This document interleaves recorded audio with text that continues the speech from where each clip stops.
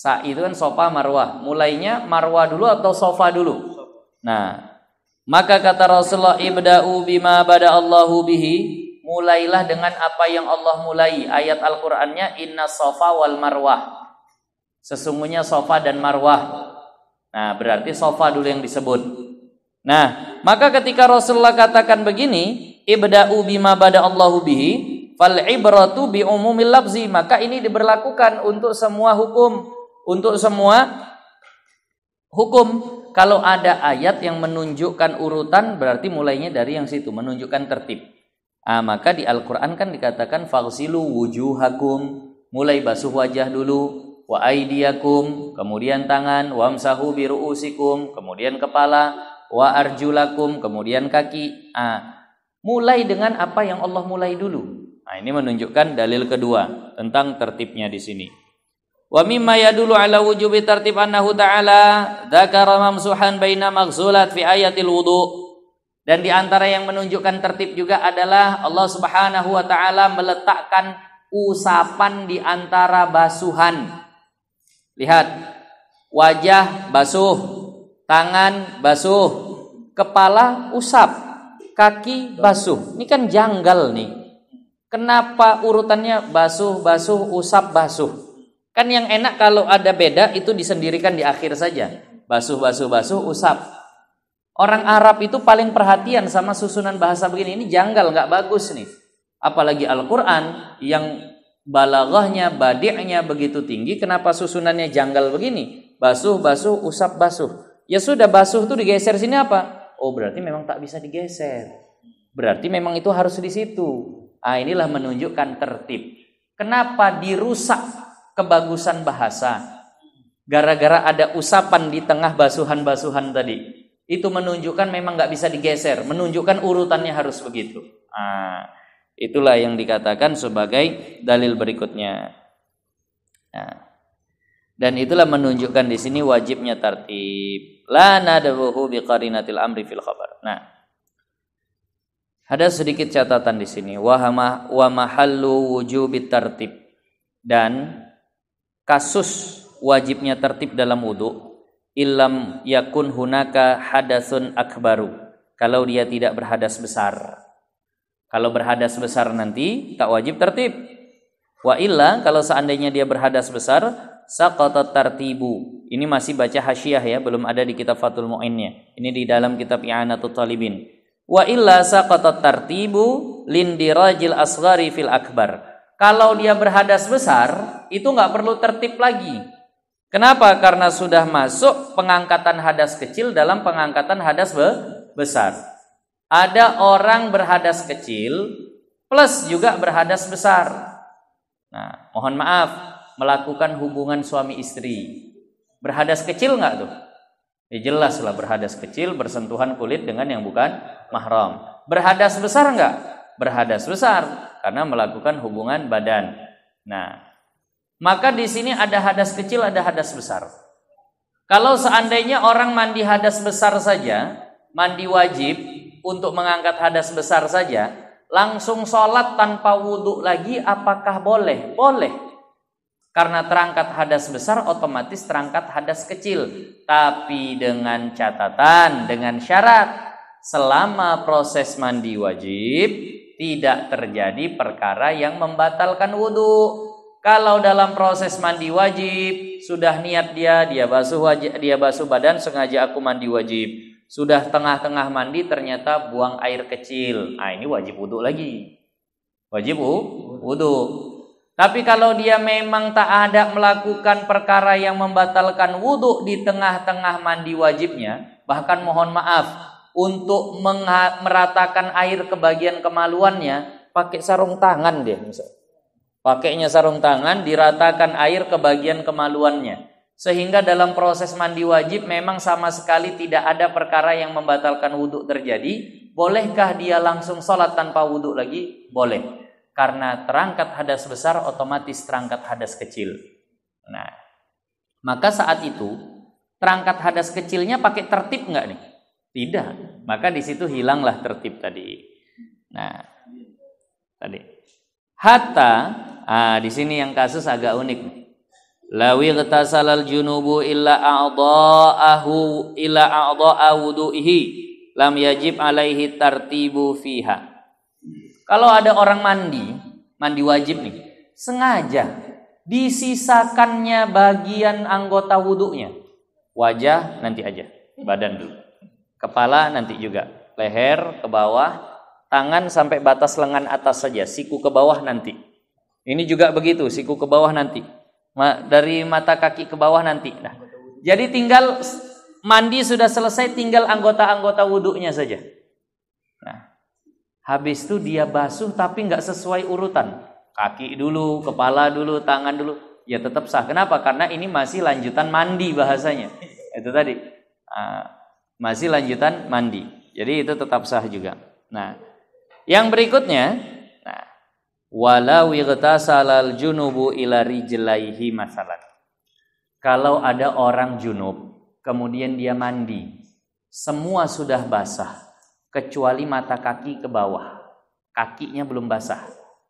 Semua sudah basah, sengaja aku mandi wajib, semua sudah dibasahi.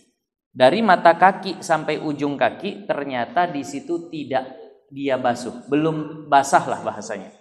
Nah, summa ahdasa hadasan asghar, kemudian dia buang angin misalnya, berhadas kecil. Nah, di tengah-tengah mandi tapi tadi kaki belum tersiram. Di tengah mandi tapi kaki belum tersiram. Nah, summa tawaddo'a, kan dia wajib wudu kan? Dia wajib wudu. Nah, falahu taqdimu ghuslur rijlaini wa ta'khiruhu wa tawsituhu.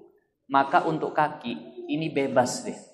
Mau didahulukan, mau ditengahkan atau mau diakhirkan. Begini maksudnya. Ini mohon maaf, ini agak jelimet. Ada orang mandi wajib. Tadi ketentuan mandi wajib kan begini. Kalau ada orang mandi wajib dengan niat mandi wajibnya, kalau ada anggota wudunya terbasuh, maka otomatis terangkat hadas besar, otomatis terangkat hadas kecil. Tangan terbasuh, ya sudah, hadas tangan terangkat dua-duanya, besar dan kecil. Kepala, wajah juga begitu. Nah, ini ada orang kasus mandi sampai batas mata kaki. Mata kaki ke bawah belum lagi basah. Ternyata masih sampai di situ dia berhadas kecil. Batallah wuduknya, kan itu, berhadas kecil lah dia. Tapi kaki ini kan masih mau dibasuh sebagai lanjutan dari mandi wajib. Maka dia wajib wudhu, tapi di situ ada kaki yang belum terbasuh saat mandi wajib. Maka saat itu dia basuh kaki dalam rangka melanjutkan mandi wajibnya. Terangkat nggak hadas besarnya? Terangkat. Hadas kecilnya ya terangkat juga, karena tadi memang belum pernah terbasuh. Ini lanjutan mandi. Maka setelah dia basuh kakinya tadi, dia basuh wajah, basuh tangan, usap kepala, kaki tak perlu basuh lagi. Karena udah terangkat. Loh kok kaki duluan? Boleh dia duluan karena dia masih lanjutan dari mandi. Belum terbasuh soalnya saat mandi tadi. Iya. Bagian kaki kan bagian bawah. Apa iya.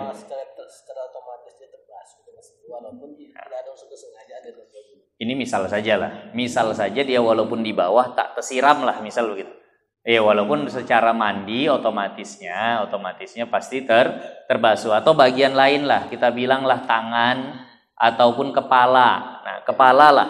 Nah, wajah atau kepala gitu nah. Jadi kalau seandainya seperti itu kasusnya, ada satu anggota wudu yang belum terbasuh ketika mandi wajib, lalu sebelum ini terbasuh pada saat mandi wajib dia batal. Maka satu anggota ini kalau dibasuh masih hitungannya lanjutan mandi. Sehingga dia boleh belakangan, di tengah, atau duluan. Dia tak hitung masuk ke dalam tertib wudu. Karena dia masih dalam urusan mandi yang tidak punya tertib. Nah. Kalau wajah, tak apalah berniat lagi. Nah itu langsung tangan lah. Nah kalau seandainya di situ. Nah ada itu tadi. Nah ya yang paham lah. Karena jarang juga kejadian. Nah ini apa sajanya ini melatih memahami kitab, melatih memahami apa yang disampaikan ulama. Kalau kejadian tak ada orang begitu. Nah, kalau udah begitu pasti ulang saja wudhunya dari awal. Nah, kita lanjut. walau in ghamasa muhdisun. Nah, kalau seandainya berendamlah orang yang berhadas, muhdis. Nah, jangan dibaca muhaddis. Kalau muhaddis itu perawi hadis, ahli hadis. Nah, kalau berendam perawi hadis apa hubungannya? Tak ada. Walau in ghamasa muhdisun, kalau seandainya orang yang berhadas kecil berendam, walau fi ma'in qalilin, walaupun berendamnya di air yang sedikit, biniyatin mu'tabaratin, dengan niat yang memang terhitung, yang niat yang dianggap, mimma marra, dari apa yang telah lalu, dari apa yang telah lalu. Ya, niat apalah bahasa kita, niat wudu, niat mengangkat hadas kecil, nah yang semisalnya. Ajza'ahu 'anil wudu'i, maka itu sah untuk wudu. Nah, ada bak mandi kecil, airnya tak sampai 2 kula. Tapi dia karena dia badannya kecil, dia masuk ke dalam bisa tenggelam semua badannya. Begitu tenggelam semua badannya di dalam, kemudian dia berniat, sengaja aku berwudu, dah sah. Itulah gugurnya tertib tuh. Nah, kasus kedua gugur tertib adalah kalau sambil berendam. Nah, walau lam yamkus fil inghimasi zamanan yumkinu fihi tartibu. Walaupun dia tidak berdiam di dalam berendamnya tadi selama waktu yang memungkinkan dia untuk tertib. Jadi begini, orang kalau wudu secepat-cepatnya selesai dengan tertibnya itu berapa lama? Misal kita bilang basuh wajah, kemudian tangan, kepala, kaki. Wajah, tangan, kepala, kaki. Kita bilang mungkin 20 detik pun bisa lah. Kita bilang 20 detik pun selesai. Tampung, apalagi kalau misalnya bak mandi lah. Celup muka, masuk tangan, usap kepala, celup kaki. 20 menit selesai. Nah, 20 detik selesai. Kalau orang berendam tadi, walaupun tidak sampai 20 detik, misal 3 detik saja atau 1 detik saja, sengaja aku berniat atau sengaja aku berwudu, habis itu keluar 1 detik saja. Kan nggak mungkin orang 1 detik bisa melaksanakan wudu beserta dengan tertibnya. Itu pun memadai. Nah, itu pun memadai. Nah, disinilah menolak pendapat Imam Rafi'i. Imam Rafi'i itu berkata wajib di masa yang memungkinkan lulus tertib. Nah, wajib di masa yang memungkinkan lulus tertib itu menurut Imam Rafi'i, tapi itu ditolak di sini. Di sini mengatakan seperti itu. Nah, na'am lawightasala, kalau ada orang mandi. Ini mandi dengan menyiram badan maksudnya. Jadi tadi ada inghimas, ada irtisal. Kalau inghimas mandinya berendam. Kalau irtasala mandinya menyiram. Nah, kalau ada orang mandi dengan cara menyiram bukan berendam, biniyatihi, nah dengan niatnya, biniyatihi dengan niat mengangkat hadas misalnya, fayushtaratu fihi tartib haqiqatan, ya kalau ini wajib tertib secara hakiki. Nah, kenapa? Karena dia tidak berendam, dia mandi main siram. Kalau mandinya main siram dengan niat mengangkat hadas kecil, nah ini bukan mandi wajib ya, ini mandi biasa nih, bukan mandi wajib. Kalau mandi biasa dia berendam, sengaja aku berwudu, sah tanpa tertib. Tapi kalau mandi biasanya dengan cara siram, sengaja aku berwudu, nggak bisa. Itu harus sesuai dengan tertib. Di situ walau ightasalanya diartikan mandi dengan menyiram. Iya, dengan menyiram. Karena inghimas itu lawannya ightisal. Ightisal itu bisab, dengan menyiram. Nah, wala yadurru nisyanu lum'atin aw luma'in fi ghairi a'dha'il wudu'i, dan tidak masalah kalau dia lupa 1 titik, 1 apa bahasa kita, lum'ah itu 1 bagian kecil ya, 1 titik di situ artinya apa? Bekas. Bekas. Ya, lum'ah itu kayak ada pulpen dititikkan, nah itu yang sekecil itu tuh namanya lum'ah tuh. Nah, kalau dia lupa satu bagian kecil, satu titik, aulumain atau beberapa bagian, fi ghairi a'dha'il wudu, tapi bukan di anggota wudu pada saat mandi tadi. Nah, itu tidak masalah. Tidak masalah. Misal beginilah. Dia berendam di dalam bak. Cuma karena baknya kecil, terhimpit mungkin selangkangannya, kita bilang. Selangkangannya atau bagian lututnya karena rapat kali, akhirnya situ nggak tembus air misalnya gitu. Nah, lalu setelah itu dia berniat sengaja aku berwudu, misal gitu. Sengaja aku berwudu, habis itu keluar. Ternyata bagian situ nggak kena, ya nggak masalah. Kenapa? Karena ini wudu. Nah, karena ini wudu. Bal lau kana ala ma ada a'dha'ihi. Nah, bahkan seandainya ada di atas anggota tubuhnya selain anggota wudhu, tapi misal di bagian tubuhnya ada sesuatu yang menghalangi sampainya air, tapi bukan di anggota wudhu. Misal orang berendam tadi, mandi secara berendam, tapi misal ternyata di punggungnya ada koyok cabai yang lupa dia lepas, kan menempel kuat tuh. Dia mandi berendam, tapi niatnya sengaja aku berwudu. Berarti ada mani'. Di sini contohnya kasyam'in, seperti lilin. Nah, tapi bukan di anggota wudu, namanya tadi kan di punggung. Lam yadurra, maka itu tidak masalah. Kenapa? Karena ini niat wudu. Jadi kalau yang terlapis itu adalah bukan anggota wudu, nggak masalah. Nah, tadi. Kama istazharahu syekhuna, sebagaimana yang dipaparkan secara jelas oleh guru kami. Nah, walau ahdasa, kalau seandainya ada orang berhadas, wa ajnaba, dan dia junub juga, ajza'ahul ghuslu anhuma biniyatihi, maka sah baginya mandi untuk keduanya, yakni hadas kecil dan hadas besarnya, biniyatihi, dengan niat mandi. Berhadas kecil juga plus junub. Ya tadilah melakukan hubungan suami istri. Hadas kecil karena bersentuhan kulit, junub karena bertemu dua khitan. Lalu niat mandi dengan niat mandi wajib, maka itu sah untuk kedua-duanya.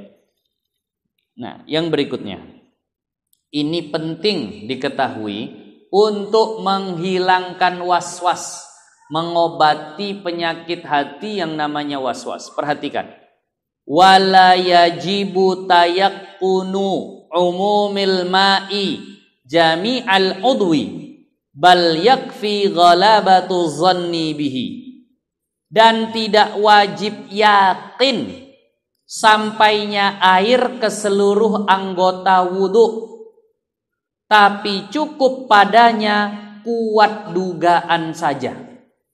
Paham maksudnya?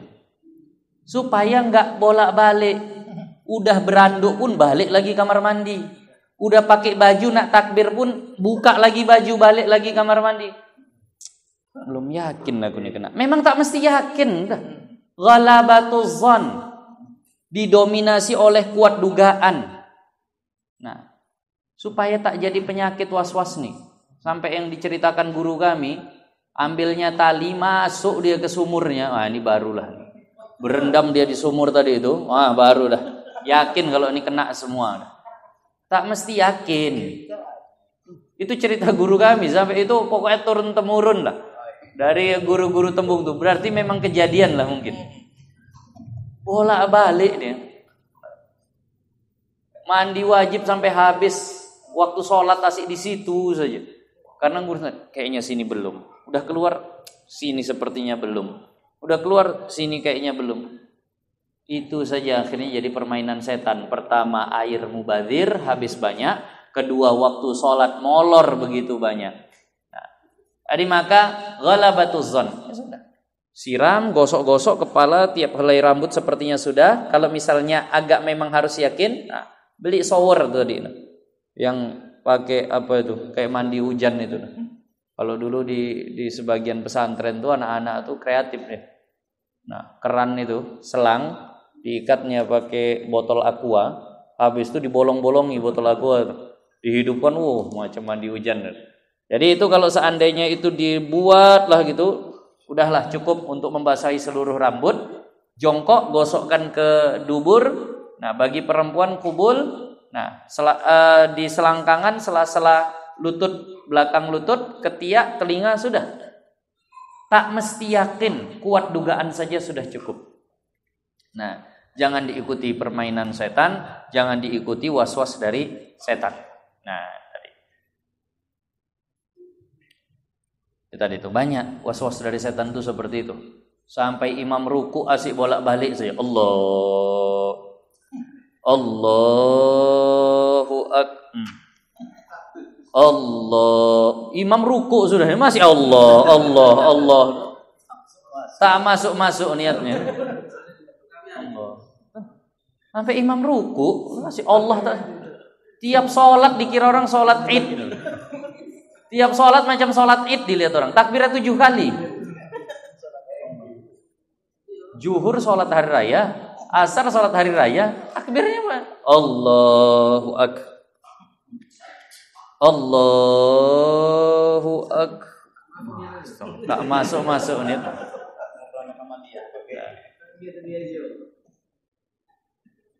Jadi Imam Nawawi katakan muqaranah dan istihdornya cukup yang urfiyah saja, tak usah yang hakikiyah. Itulah tak masuk jadinya. Udah baru belajar mau yang hakikiyah. Nah, sholat zuhur selesai asar. Nah, bolak-balik takbir tak jadi. Jadi itu tadi. Makanya ini was-was seperti ini harus diobati. Jangan diturutkan. Dah. Allah. Nah, pas Allah itu dipanjangkan dah. Di situ mulai niatnya. Aku sholat fardu maghrib. Gak usah pakai 3 rakaat menghadap kiblat. Apalah bahasanya, karena Allah Ta'ala kalau ragu. Aku sholat fardu maghrib. Kalau makmum tambah, ikut imam. Cukup itu saja. Allahu akbar. Aku sholat fardu maghrib ikut imam. Akbar. Dah. Nah, itu namanya istihdar hakikiyah. Harus ingat setiap rukun yang 13, tak mesti. Yang urfiyah saja. Dah. Nah, itu itulah akhirnya jadi makin kesulitan orang sholat. Jadi sudah. Ya. Sekarang kan ada pusat Iya. itu kan melintaskan. Apa itu seperti ada kegagalan di situ seperti itu, Pak? Jadi kalau ada orang takbir Allah, di situ ada yang panjang betul, ya nggak masalah, karena memang dalam fikih itu boleh 7 alif atau 14 harokat. 14 harokat, kita dengar orang MTQ yang 6 harokat saja kadang udah panjang kali. Dia yang baca yang sesak, ikut sampai naik gitu habis-habis napasnya. Ini 14 harokat, berarti boleh panjang. Nah, itu tujuannya apa? Untuk memudahkan bagi orang yang agak kesulitan untuk memasukkan niat. Dan terkadang begini, niat itu memang dilintaskan, tapi ada orang memang macam mengeja dalam hati. Itu pun jadilah, tak masalah lah. Karena melintaskan saja sah, apalagi mengeja, karena itu lebih lagi dari melintaskan. Terlintas tuh terpikir, teringat begitu sajalah. Aku sholat fardu maghrib tadi. Jadi maka boleh dipanjangkan untuk memudahkan seperti itu.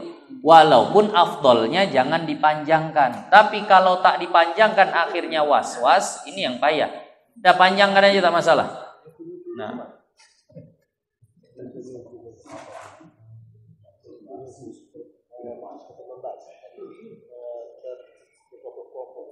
Kalau itu pun tak masalah, asal masih di antara A sama Ro akbar tadi itu. Pokoknya batasannya di situ, dikelompokkan. Aku sholat fardu maghrib karena Allah Ta'ala. Mengeja tadi itulah. Nah, begitu tak masalah. Nah, jadi kalau kita ikut pendapat yang keras yang menyatakan harus muqaranah hakikiyah dengan istihdar hakikiyah, muqaranah itu artinya berbarengannya. A harus mulai sengaja aku, kan sengaja aku nih. Begitu di sini seng. Salat fardu maghrib di sini bar, di sini grib. Nah, itu harus begitu. Itu namanya muqaranah hakikiyah. Allahu akbar. Sengaja aku salat fardu maghrib. Jadi pas betul. Itu namanya muqaranah hakikiyah. Tak mesti, kata Imam Nawawi, urfiyah saja. Terserah mau di bagian mana dari takbir tadi, yang penting berisi di situ niatnya. Allah, baru mulai masuk niat. Setelah 1 detik dia bilang Allah, baru mulai berniat, nggak masalah juga. Nah, sementara istihdar hakikiyah itu pun sulit. Yang dilintaskan bukan hanya 3 yang wajib qasad ta'arud ta'yin, tapi melintaskan 13 rukun sholat itu semua di situ. Tergambar semua dari Fatihah, ruku, i'tidal, sujud, duduk antara 2 sujud. Cemana dalam waktu segitu? Itu 20 harokat pun tak selesai. Gitu.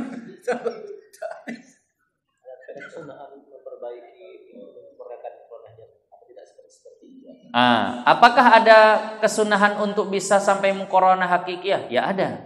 Tapi jangan sampai akhirnya was-was. Itu tadi, silahkan dilatih. Ngelatihnya jangan di sholat fardu lah, di sholat sunnah coba. Latih bisa nggak bareng betul. Nah, jadi istihdar yang melintaskan 13 rukun sholat tadi itu istihdar hakikiyah, tak mesti. Cukup istihdar urfiyah yang 3 itu sajalah. Qasad ta'arud ta'yin itu saja terlintas sudah. Nah, kalau mau yang seperti hakikiyah tadi, itulah yang paling bagus, yang khuruj minal khilaf, yang memang semua ulama katakan itu memang sah. Bahkan banyak kitab yang menekankan kalau kepada orang awam ajarkan yang urfiyah saja, jangan yang hakikiyah karena akan sangat menyulitkan ibadahnya. Nah, tadi awak pun kadang tak bisa mengajar hakikiyah, ternyata dapat juga. Nah, Allah, jam 10 sudah ya. Nah, sampai situ. Nah, far'un law syakkal mutawaddi'u, ini akan datang.